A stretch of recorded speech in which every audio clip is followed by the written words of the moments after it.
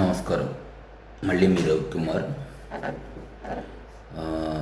ఈ 2 రోజుల నుంచి జరుగుతున్న దాంట్లో అంబటి రాంబాబు గారిని అరెస్ట్ చేయడంలో కాపులకి మొత్తాన్ని ఏదో చులకనగా చేసి కాపుల మీద దండయాత్ర చేసినట్టు మాట్లాడుతున్నారు.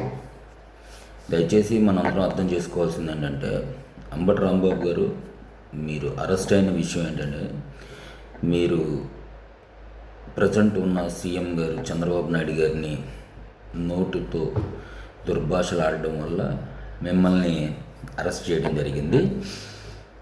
మీరు అరెస్ట్ అయిన దానికి ముందు కానీ ఏదైనా సరే అయిన పరిణామాలు మీకు తెలుసు. దయచేసి కాపు సోదరులు, నేను కాపులో మాట్లాడుతున్నాను, కాపు సోదరులు అందరూ అర్థం చేసుకోవాల్సిన విషయం ఏంటంటే, అంబటి రాంబాబు గారిని ఇష్యూలో మనం డిస్కస్ చేయాలని నాకు అసలు ఇంట్రెస్ట్ లేదు, అది వేరే విషయం.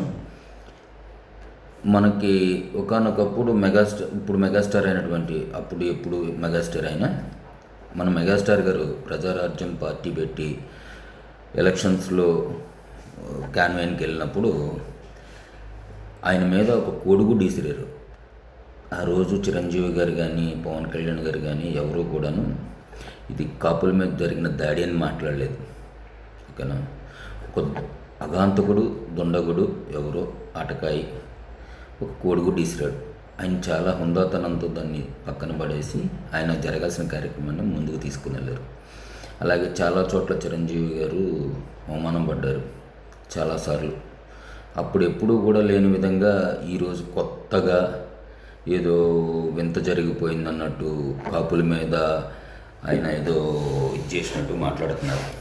దయచేసి అందరూ అర్థం చేసుకోవాల్సిన విషయం ఏంటంటే,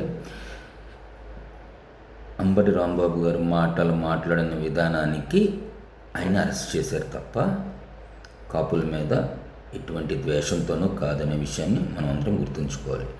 ఇదే అంబటి రాంబాబు గారు కాపు సామాజిక వర్గానికి చెందినవారు అయినా అదే కాపు సామాజిక వర్గానికి చెందిన పవన్ కళ్యాణ్ గారిని ఎన్నిసార్లు అవమానపరిచారో మనం చాలాసార్లు చాలా వీడియోల్లో చూసాం. దయచేసి అందరూ అర్థం చేసుకోవాల్సిన విషయం ఏంటంటే, ఆయన మాట్లాడిన మాట తీరుకి మాత్రమే ఆయన అరెస్ట్ చేశారు. ఓకేనా? ఆయన ఇంటి మీద జరిగిన దాడిని మనందరం కూడా తీవ్రంగా ఖండించాలి. ఎందుకంటే ఒక మాట మాట్లాడారని చెప్పని వాళ్ళ కుటుంబం మీద దాడి చేయడం అనేది ఏ కార్యకర్తలకైనా సరే మంచి పద్ధతి కాదు, మంచి విధానము కాదు. ఏదన్నా ఉంటే లీగల్గా చంద్రబాబు నాయుడు గారు ఉన్నారు, పవన్ కళ్యాణ్ గారు ఉన్నారు, లోకేష్ గారు ఉన్నారు, జగన్ గారు ఉన్నారు. ఇప్పుడు అంబటి రాంబాబు గారు తప్పు చేస్తే జగన్ గారు కూడా ఆయన్ని దండించే అధికారం ఉంది కదా, ఆయన చూస్తాడు. ఎందుకు మనం వీళ్ళ ఇళ్ళ మీదకి వెళ్ళిపోయి వాళ్ళ ఫర్నిచర్ని పాడు చేసి లేనిపోని మనం మన క్యారెక్టర్ని తక్కువ చేసుకుని మన నాయకుల్ని దిగజార్చేతనంలోకి మనం వెళ్ళకూడదని నా అభిప్రాయం. Thank you.